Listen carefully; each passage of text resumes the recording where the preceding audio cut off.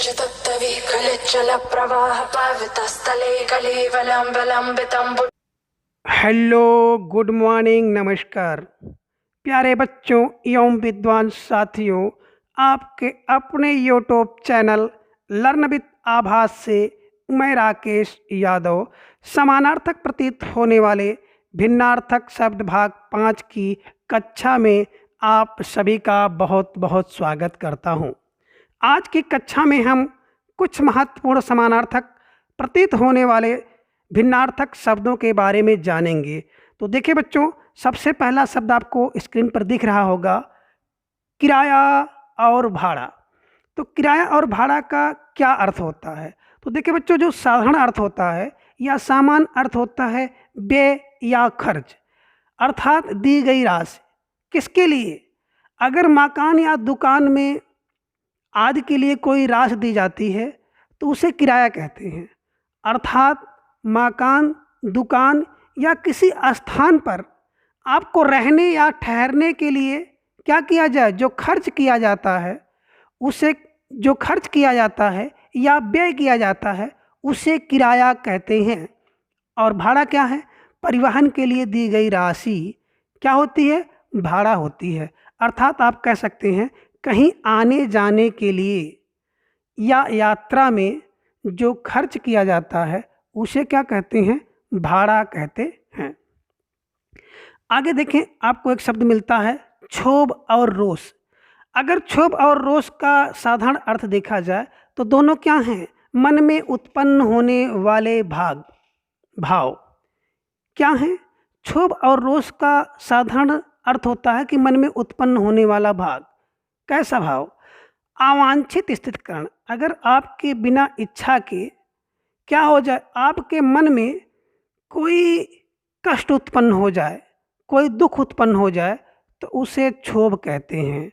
और आपके बिना इच्छा के, बिना मन के आपके मन में क्या हो जाए, कोई क्रोध उत्पन्न हो जाए तो उसे रोष कहते हैं। अर्थात मन में उत्पन्न होने वाला जो दुख है उसे क्षोभ कहते हैं और मन में उत्पन्न होने वाला जो क्रोध है उसे रोष कहते हैं। अगला शब्द है श्रद्धा और भक्ति।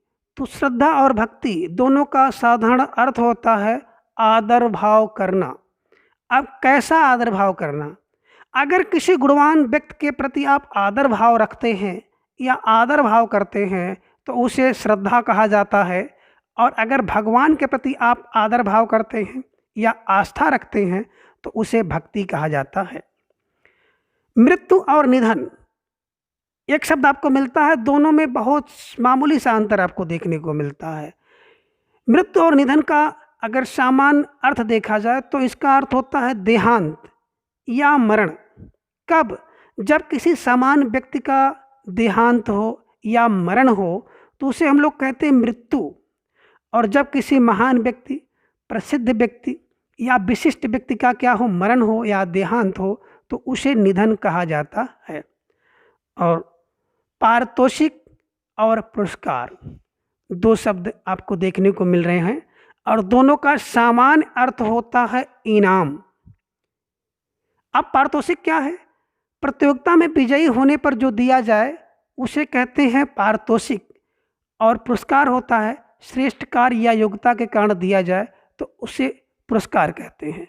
इसको स्पष्ट रूप से इस प्रकार से जान लें कि अगर किसी प्रतियोगिता में आप भाग लेते हैं और भाग लेने के बाद जो विजयी होता है, जो सफल होता है, अगर उसे इनाम दिया जाए तो उसे पारितोषिक कहते हैं। जबकि पुरस्कार में क्या होता है, कोई श्रेष्ठ कार्य या योग्यता के कारण आपने कोई उपलब्धि प्राप्त की है या नहीं भी है तो आपको पुरस्कार दिया जा सकता है। लेकिन प्रतियोगिता में जब आप सफल होंगे तभी आपको पारितोषिक दिया जाता है। अर्थात पारितोषिक के लिए किसी कंपटीशन का होना जरूरी है। आगे एक शब्द आपको मिलता है क्लेश या पीड़ा। दोनों का अगर सामान्य अर्थ देखा जाए तो दोनों क्या हैं? एक भाव हैं। और कैसा भाव है? एक मानसिक भाव है और दूसरा शारीरिक कष्ट है। जब किसी अप्रिय घटना के कारण या अप्रिय बात से आपके मन में कष्ट हो जाए तो उसे हम लोग कहते हैं क्लेश। जैसे अगर किसी से झगड़ा हो जाता है तो आपके मन में जो दुख होता है, जो कष्ट होता है, उसे क्लेश कहा जा सकता है। और पीड़ा होती है रोग चोट के कारण जो आपके शरीर के अंदर कष्ट हो, उसे हम लोग कहते हैं पीड़ा। अगला शब्द आपको मिलता है दक्ष और निपुण। दक्ष और निपुण दोनों का अर्थ होता है कुशल या होशियार।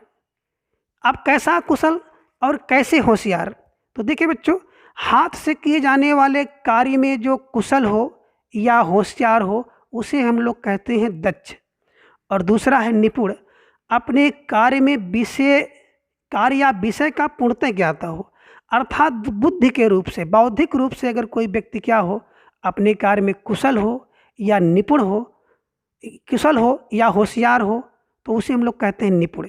इसके बारे में हम लोग आगे पढ़ भी चुके हैं। अगला शब्द आपको मिलता है स्वतंत्रता और स्वाधीनता। दोनों का साधारण अर्थ अगर देखा जाए तो दोनों का साधारण अर्थ होता है आज़ादी। और कैसी आज़ादी? अगर व्यक्ति की आज़ादी हो तो उसे स्वतंत्रता कहते हैं, और अगर किसी राष्ट्र की या स्वाधीनता की किसी राष्ट्र की या देश की आज़ादी हो तो उसे स्वाधीनता कहा जाता है। आगे है एक शब्द आवश्यक और अनिवार्य। आवश्यक और अनिवार्य दोनों का साधारण अर्थ देखा जाए तो होता है जरूरी या उपयोगी। अब आवश्यक का प्रयोग क्या कहते हैं? जो जरूरी हो उसे हम लोग कहते हैं आवश्यक है। और अनिवार्य का अर्थ है जो जरूरी होने के साथ साथ बहुत जरूरी है, अर्थात उसका रहना जरूरी है। वो क्या होना चाहिए? अर्थात उसका होना ही है। अर्थात जरूरी का मतलब हो गया जो क्या हो, आवश्यक हो। और अनिवार्य का मतलब होता है जो हर प्रकार से आवश्यक हो, अर्थात जिसका कोई निवारण संभव ना हो, जिसका कोई विकल्प ना हो। लेकिन आवश्यक का मतलब होता है कि जरूरी तो है लेकिन उसके लिए कोई विकल्प हो सकता है। जैसे आप फार्म भरते हैं ना, तो फार्म में दो चीज़ें आती हैं, एक आता है कि आवश्यक और दूसरा आता है अनिवार्य रूप से भरा जाए।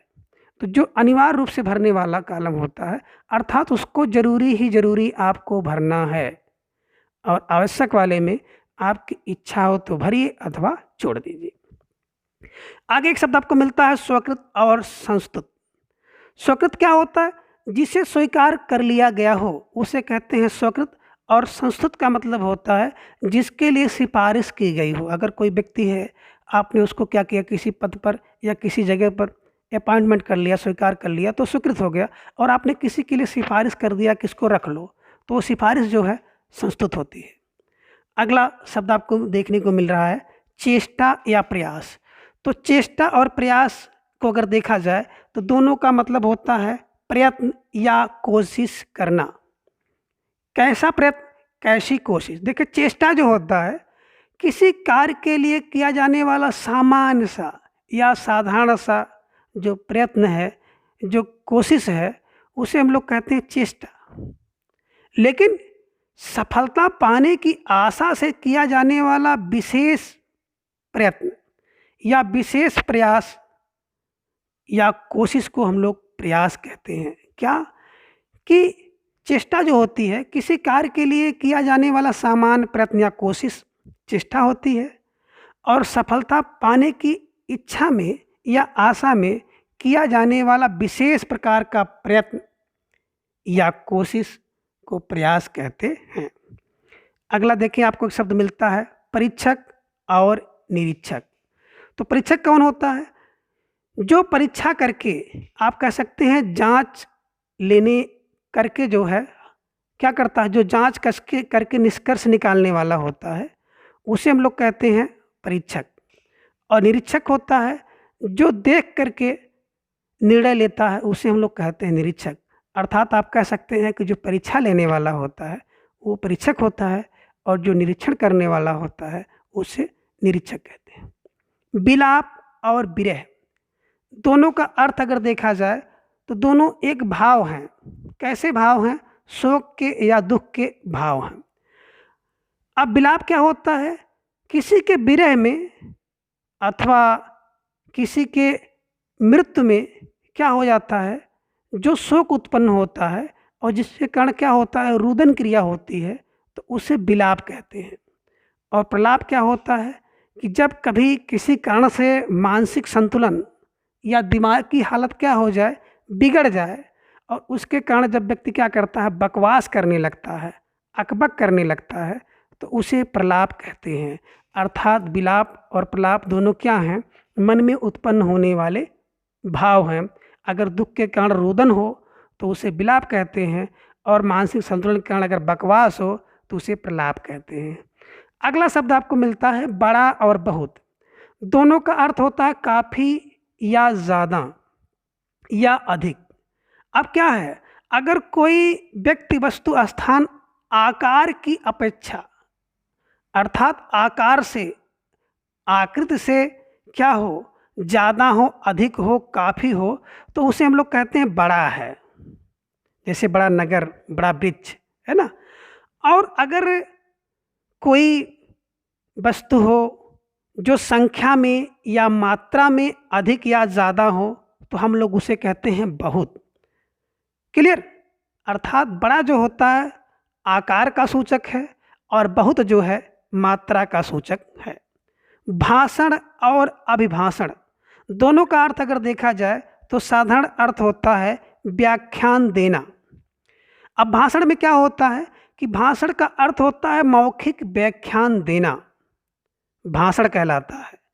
और अभिभाषण जो होता है कोई लिखित भाषण या व्याख्यान को पढ़ देना, अभिभाषण कहलाता है। अगला है भाष्य और टीका। तो दोनों का अर्थ है टिप्पणी करना या प्रकाश डालना। अगर किसी भी प्रकार की टिप्पणी पर आप सम्यक रूप से विवेचन करते हैं तो उसे हम लोग कहते हैं भाष्य। अर्थात गुण दोष दोनों का विवेचन किया जाए किसी कृति का, तो उसे विवेचन कहते हैं। और टीका जो होती है किसी पद रचना का भावार्थ करना, जो है टीका कहलाता है। और अगला शब्द आपको मिल रहा है निंदा और आलोचना। तो निंदा और आलोचना दोनों का साधारण सा अर्थ होता है बखान करना। कैसी बखान करना? निंदा में केवल और केवल दोषों का जब बखान किया जाता है तो उसे कहते हैं निंदा, और आलोचना में गुण और दोष दोनों का सम्यक रूप से, अर्थात समान रूप से क्या किया जाए, बखान किया जाए, विवेचना की जाए, तो उसे आलोचना कहते हैं। कभी कभी देखते होंगे कोई व्यक्ति क्या करता है, किसी व्यक्ति के केवल और केवल दोष का बखान करता है, तो वो क्या है, निंदा है। और कभी कभी कोई व्यक्ति क्या करता है, किसी व्यक्ति या वस्तु के गुण और दोष दोनों का बखान करता है, तो वो आलोचना है। आगे देखें लक्ष्य और ध्येय। लक्ष्य और ध्येय को व्यक्ति या हम लोग प्रायः क्या समझते हैं, एक समझते हैं, लेकिन दोनों में देखिए थोड़ा सा अंतर क्या है। लक्ष्य और ध्येय अगर दोनों की बात की जाए साधारण अर्थ में, तो क्या होता है, दोनों का मतलब होता है ध्यान केंद्रित रखना। अब ध्यान केंद्रित रखना या दृष्टि केंद्रित रखना, अर्थात दोनों का अर्थ जो होगा केंद्रित होना। किस पर केंद्रित होना? जो ध्येय होता है, ध्येय का अर्थ होता है जिस पर सदैव ध्यान केंद्रित हो, अर्थात ध्यान के केंद्रित होने को ध्येय कहते हैं। और लक्ष्य का मतलब होता है जिस पर सदैव दृष्टि केंद्रित हो, अर्थात एक में ध्यान और दूसरे में नज़र केंद्रित होती है। ध्येय में क्या होता है, ध्यान केंद्रित होता है, और लक्ष्य में क्या होता है, लक्ष्य में दृष्टि केंद्रित होती है। तो इस प्रकार से आज की क्लास में बस इतना। शेष आगे हम लोग अगली क्लास में जानेंगे। Thanks for watching.